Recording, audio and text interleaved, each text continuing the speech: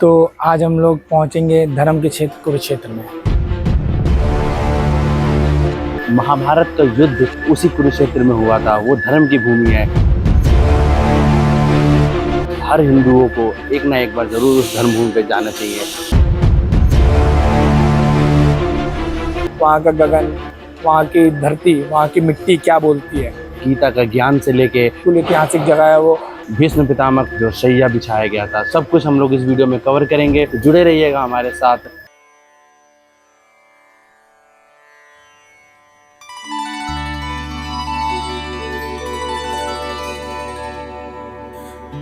ये वो भूमि है जहाँ श्री कृष्ण ने अर्जुन को एक ऐसा ज्ञान दिया जो कि युगों युगों तक अमर रह गया। यहाँ 5500 साल पहले एक ऐसा युद्ध हुआ जहाँ धर्म जीता और अधर्म हारा।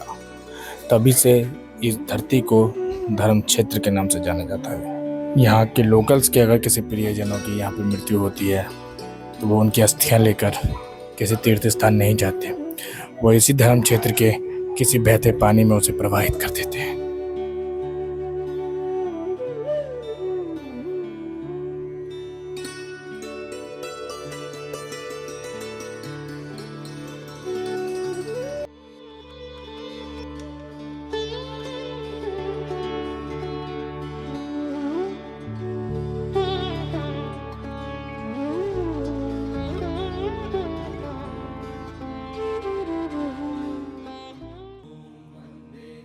तो अभी हम ब्रह्म सरोवर पर बिल्कुल खड़े हैं। ब्रह्म सरोवर हमारे सामने है और यहाँ की जो वाइब है वो बिल्कुल अलग सी है। कहा जाता है, यहाँ की मान्यता ये है कि यहाँ पे ब्रह्मा जी ने सृष्टि की रचना करते समय एक यज्ञ किया था। सृष्टि की रचना का मतलब प्रारंभ यहीं से हुआ था, सृष्टि का प्रारंभ। और जो मनुष्य जीवन की उत्पत्ति हुई थी ब्रह्मा जी द्वारा यहीं पे हुई थी।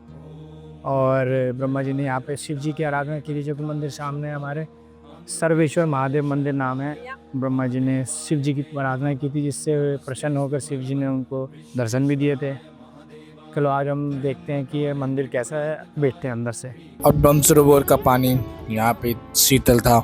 इस गर्मी में भी मानो कि यहाँ पे अभी तक वो प्राचीन पानी रखा हुआ है जिस समय ब्रह्मा जी ने यहाँ पे आराधना की थी। तो हम लोगों ने ये सोचा और हम लोग कूद गए सीधे पानी में।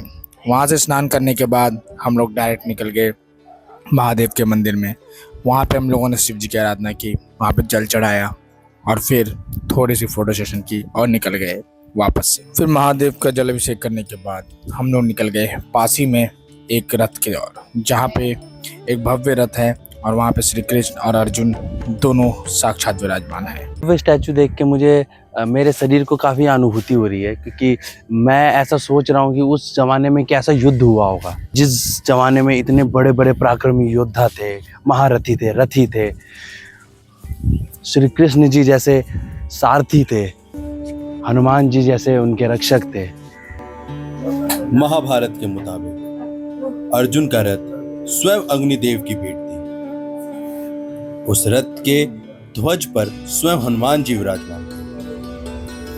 वह रथ 4 श्वेत अश्व से जुता हुआ था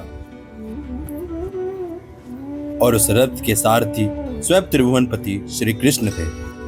जब वह रथ रणभूमि में चलता था तब दुश्मनों के पसीने निकल जाते थे। उस धर्म युद्ध में कौरव के 11 अश्विनी और पांडव के 7 अश्विनी की सेना थी, और इतनी बड़ी सेना थी। युद्ध कैसा हुआ होगा वो मैं सोच के हैरान हो रहा हूँ।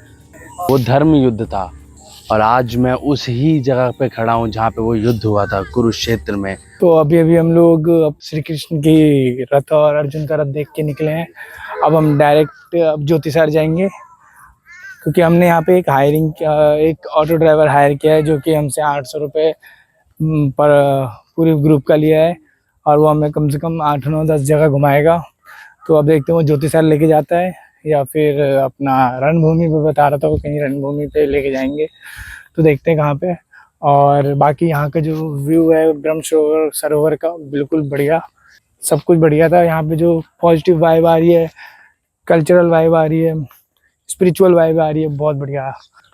हमें इस पे अपने इतिहास पे गर्व होता है, ये चीज़ हमें देखना चाहिए। मैं तो हर एक हिंदू को बोलूँगा कि एक बार आओ यहाँ पे, देखो हमारा धर्म कितना महान है, कितना मतलब कितना ऐतिहासिक चीज़ें हैं हमारे धर्म में, क्या चीज़ सिखाता है, हर एक चीज़ सिखाता है। युद्ध करना सिखाता है, युद्ध से बचना सिखाता है। किसी मतलब स्त्री के साथ गलत हो रहा है तो वो उसके लिए लड़ना सिखाता है। यह है हमारा धर्म। जो पांचों पांडव खाना खाते थे ना, हाँ। उनकी तभी टंगी हुई है ऊपर, तभी मतलब जो तवा, अच्छा तवा। हाँ उसमें खाना खाते थे, हाँ वो ऊपर टंगा हुआ है, हाँ। उसको दिखा दियो। ठीक है, तो यहाँ पे कौरव का भी है क्या? हाँ गौरव पांडव उनका ही तो है, गौरव पांडवों का मतलब खाना वाना खाते थे हाँ हाँ जब युद्ध चल रहा था। हाँ ये चल रहा। अंकल ने जो हमें बताया कि मतलब यहाँ पे पांडव और कौरव दोनों जने यहाँ पे अपने युद्ध के समय यहाँ पे उनका खाना बनता था। तो ये जो पीछे तभी ये जो देख रहे हो ना, ये लोहे का है बिल्कुल। ये इसी में मतलब युद्ध के समय खाना बनता था। आप इमेजिन कर सकते हो कि कैसा युद्ध हुआ होगा फिर जब इतना बड़े प्लेट में। मेरी हाइट देख रहे हो, मेरी हाइट 6 फीट है। कितना बड़ा है यार ये। मैं तो सोच के परेशान हो गया हूँ कि यार ऐसा कुछ हमारे इतिहास में हुआ और हमें कुछ पता ही नहीं चला।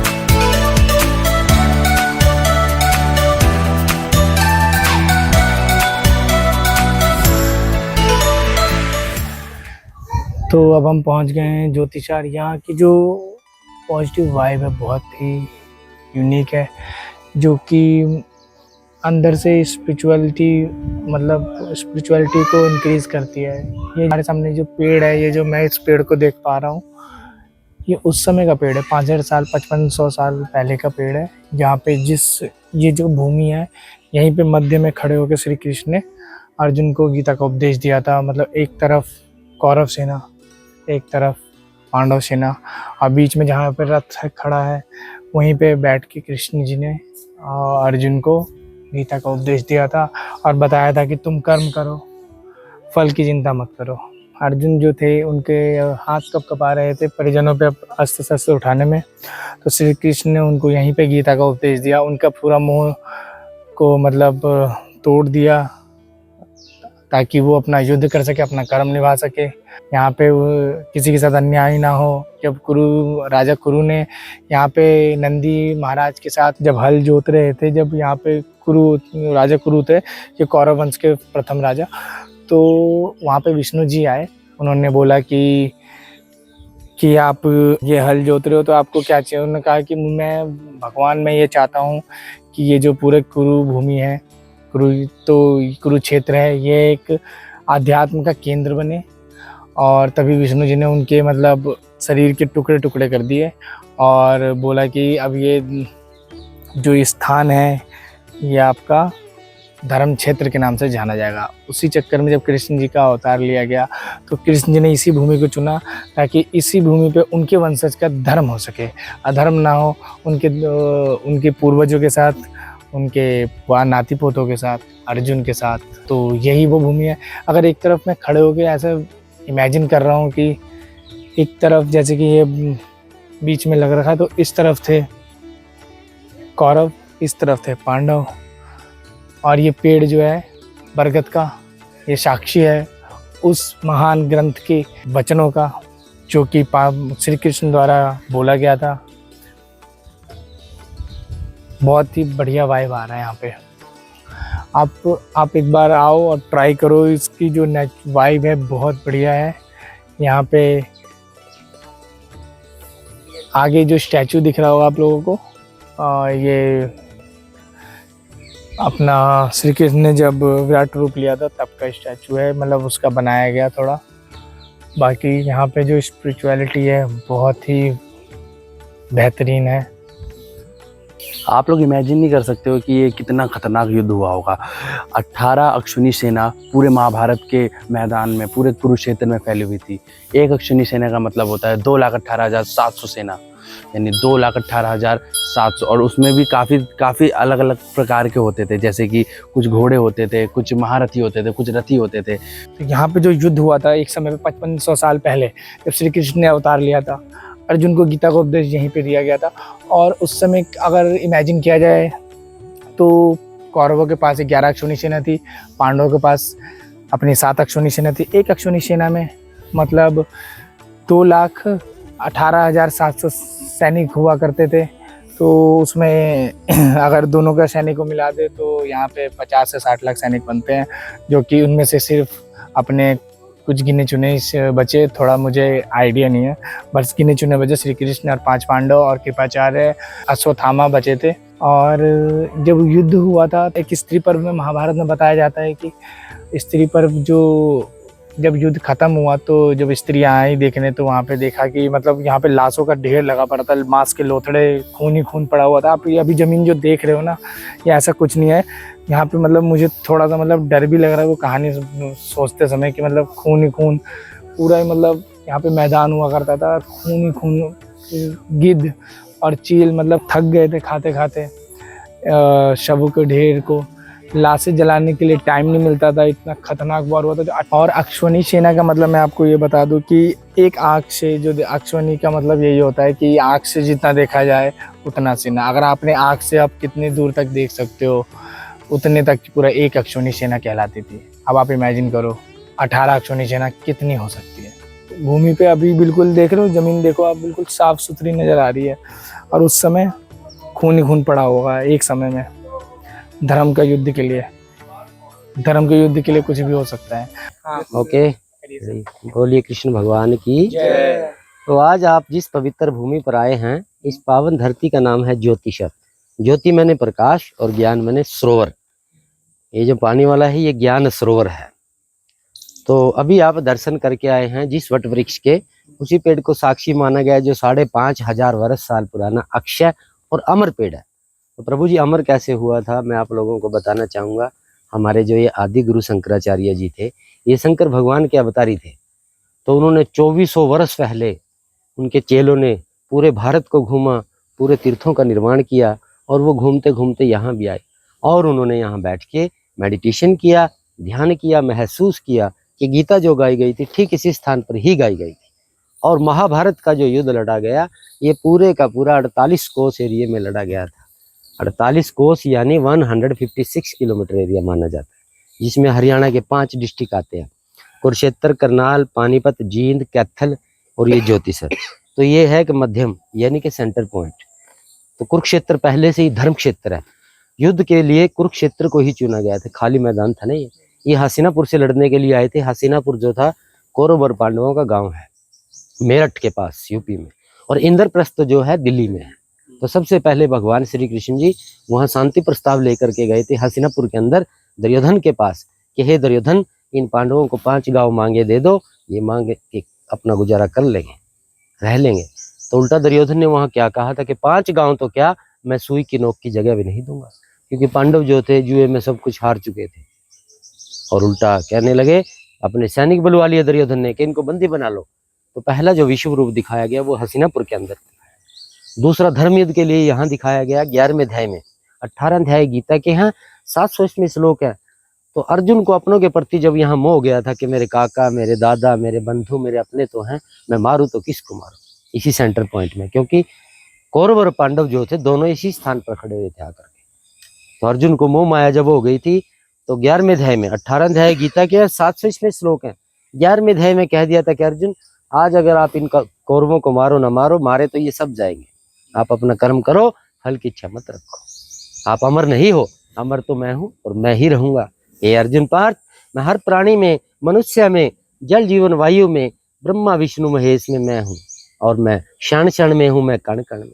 तो अर्जुन कहने लगे नहीं प्रभु, मैं युद्ध नहीं करूंगा, चाहे मुझे स्वर्ग राज ना मिले। तो जब वो नहीं माने, भगवान ने उनको 11वें अध्याय में कह दिया कि आज मैं आपको ऐसी दिव्य दृष्टि, ऐसी शक्ति, ऐसी भक्ति देने जा रहा हूँ जो युगों युगों तक बड़े बड़े महान ऋषि मुनियों ने मेरे लिए बड़े बड़े तप किए हैं, जप किए हैं, ये रूप मैंने उनको नहीं दिखाया। तो भगवान ने विष्णु अवतार लेकर के अर्जुन को तीनों के तीनों लोक यहाँ दिखाए। अर्जुन का मोह यहाँ पूरी तरह से भंग हो चुका था।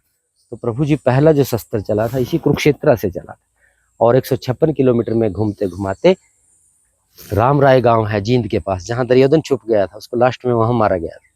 द्रौपदी कुंड बनाया हुआ ब्रह्म सरोवर पे, उन्हें द्रौपदी माँ ने अपने केस धोए थे दुशासन की ब्लड से, उस कुंड में छुप, क्योंकि प्रतिज्ञा ली थी ना जब चीरहरण हुआ था कि दुशासन जब तक तू नहीं मरेगा मैं अपने कुले केस रखूंगी, तेरे ब्लड से मैं इनको धोऊंगी। उस कुंड में छुप करके द्रौपदी माँ ने अपने केस धोए थे। तो आज बड़े दूर दराज से श्रद्धालु आते हैं, इसी पेड़ को नमस्कार करते हैं जो बिल्कुल रथ के सामने, और जो उनकी मनोकामनाएं होती है वो यहाँ पूर्ण होती है, क्योंकि गीता इसी पेड़ के सामने सुनाई थी, और गीता सुनाते समय ये पेड़ भी सदा सदा के लिए अमर हो गया था। ये भगवान के 9 रूप है प्रभु जी। सबसे पहले लेफ्ट में राजा बलि, दूसरे नंबर पर नरसिम्हा जी, फिर गणेशा जी, फिर शंकर भगवान, फिर विष्णु जी, फिर ब्रह्मा जी दाढ़ी वाले, और उसके बाद जो है घोड़े वाला जो हैग्रीव हनुमान जी, और भगवान परशुराम जी। प्रभु जी कहते हैं कि 10वां जो अवतार माना गया है वो कल्कि के रूप में माना गया। कहते हैं कि संबल में आएगा, पहले संबल, कहाँ है संबल। तो प्रभु जी एक तो इसका प्रदक्षिण होती है, और एक उस पेड़ की, उसमें एक छोटा सा जाप किया जाता है, ओम नमो भगवते वासुदेव। बोलिए कृष्ण भगवान की। आज बड़े दूर दराज से श्रद्धालु आते हैं, उनका एक ही प्रश्न होता है कि आज हम वो रणभूमि देखने आए हैं, कहीं वो लाल मिट्टी हमें दिखाई नहीं देती, क्योंकि उस जमाने में ना तो किसी का घर था ना मकान था, ये खाली मैदान था। तो काफ़ी रेड हो गई थी मिट्टी, 48 कोस यानी 156 किलोमीटर।